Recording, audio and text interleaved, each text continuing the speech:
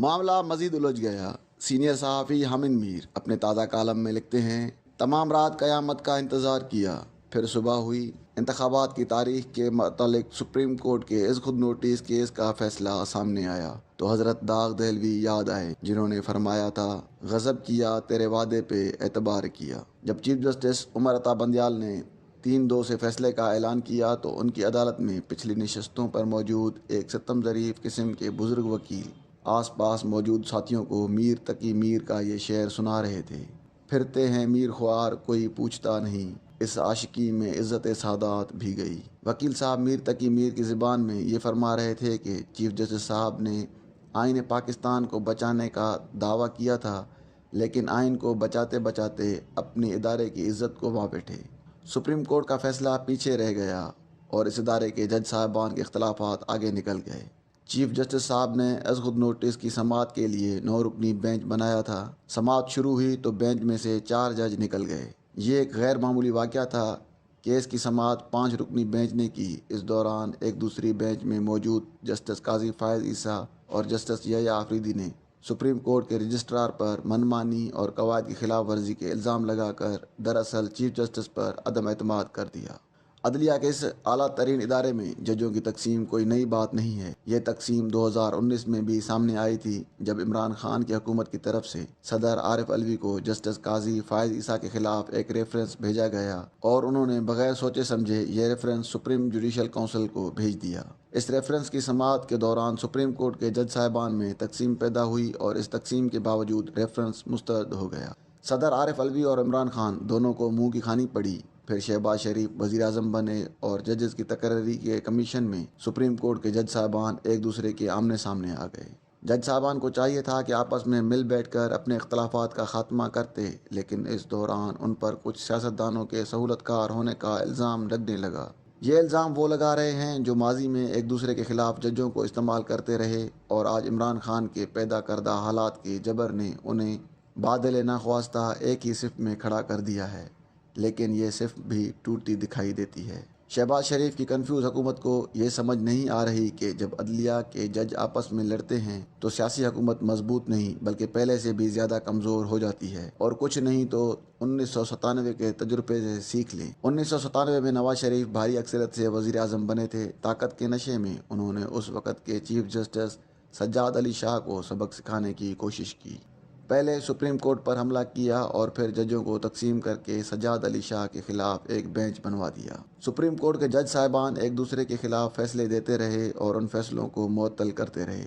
اس لڑائی میں جن ججوں نے نواز شریف کا ساتھ دیا ان میں سے رفیق تارڑ صاحب کو بعد میں صدر پاکستان بنایا گیا اور سعید الزماں صدیقی بھی صدارتی امیدوار بنے۔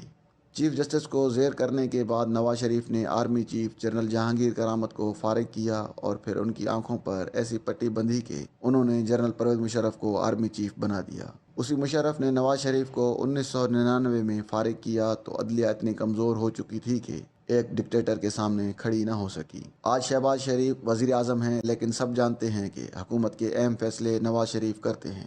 عمران خان کی گرفتاری کے راستے کی سب سے بڑی رکاوٹ بھی نواز شریف بنے ہوئے ہیں۔ شاید وہ چاہتے ہیں کہ عمران خان اور کچھ ریاستی اداروں میں محاذ آرائی کو مزید بڑھایا جائے، لیکن وہ یہ بھول رہے ہیں کہ ادارے کمزور ہونے سے صرف جمہوریت نہیں، ریاست بھی کمزور ہوگی۔ 1997 میں سپریم کورٹ بار ایسوسی ایشن نے ججوں میں صلح کرانے کی بھرپور کوشش کی تھی جو کامیاب نہ ہوئی۔ 2023 میں بار ایسوسی ایشن بھی اختلافات کا شکار ہے۔ صورتحال 1997 سے زیادہ گمبھیر ہے۔ اس صورتحال میں سپریم کورٹ نے 90 دن کے اندر الیکشن کرانے کا حکم دیا ہے۔ 5 میں سے 3 ججوں نے 90 دن کے اندر الیکشن کے حق میں فیصلہ دیا ہے۔ 2 ججوں نے فیصلے سے اختلاف کیا ہے۔ اس فیصلے نے بھی ججوں کی تقسیم کو مزید ابھارا ہے، لیکن اس فیصلے کا سب سے اہم پہلو یہ ہے کہ پاکستان کے سیاستدان اور پارلیمنٹ ایک دفعہ پھر ایک سادہ سی سیاسی تناظر کو طے کرنے میں ناکام رہے اور آخرکار یہ تنازع سپریم کورٹ نے طے کرنے کی کوشش کی۔ یہ کوئی راز نہیں کہ شہباز شریف کو لندن سے حکم آئے گا کہ سپریم کورٹ کے فیصلے کے خلاف مزاحمت کی جائے، کیونکہ لندن والوں کے خیال میں پہلے عمران خان کو نااہل قرار دیا جائے پھر الیکشن کرائے جائیں۔ یہ مزاحمت سپریم کورٹ کے چیف جسٹس کو ایک نئے امتحان سے دوچار کرے گی۔ حکومت کے خلاف توہین عدالت کی نئی درخواستیں دائر ہوں گی اور پھر یہ بحث ہوگی کہ ہماری عدلیہ یوسف رضا گیلانی، دانیال عزیز، طلال چودھری اور سینیٹر نہال ہاشمی کے خلاف تو توہین عدالت کی کارروائی کرتے ہیں، لیکن عمران خان کے معاملے پر اس کا رویہ بہارو پھول برساؤ میرا محبوب آیا ہے والا کیوں ہو جاتا ہے؟ میری ذاتی رائے میں سپریم کورٹ کے فیصلے پر عمل درآمد ضروری ہے۔ کسی کے سیاسی مفاد کو آئین پر بالادستی نہیں ملنی چاہیے، لیکن یہ بھی دیکھنا چاہیے کہ پاکستان کے سب سے بڑے آئینی عہدے پر بیٹھے ہوئے عارف علوی اپنے فیصلے خود کرتے ہیں یا انہیں عمران خان کے حکم کی تعمیل کرنی ہوتی ہے۔ ان کی آئینی فہم و فراست پر 3 داغ لگ چکے ہیں۔ انہوں نے جسٹس قاضی فائز عیسیٰ کے خلاف ریفرنس پر کارروائی کو آگے بڑھایا اور عدلیہ کے خلاف گہری سازش کا حصہ بنے۔ انہوں نے اپریل 2022 میں قومی اسمبلی توڑنے کے فیصلے کی توثیق کی اور ان کے فیصلے کو سپریم کورٹ نے مسترد کیا، اور اب انہوں نے خود سپریم کورٹ میں اعتراف کیا کہ انہیں خیبر پختونخوا میں الیکشن کی تاریخ دینے کا اختیار نہیں تھا۔ سپریم کورٹ کا فیصلہ عمران خان کی وقتی فتح ضرور ہے، لیکن صدر عارف علوی کی مسلسل غلطیوں میں ایک اور اضافہ بھی ہے۔ آگے دیکھیے ہوتا ہے کیا۔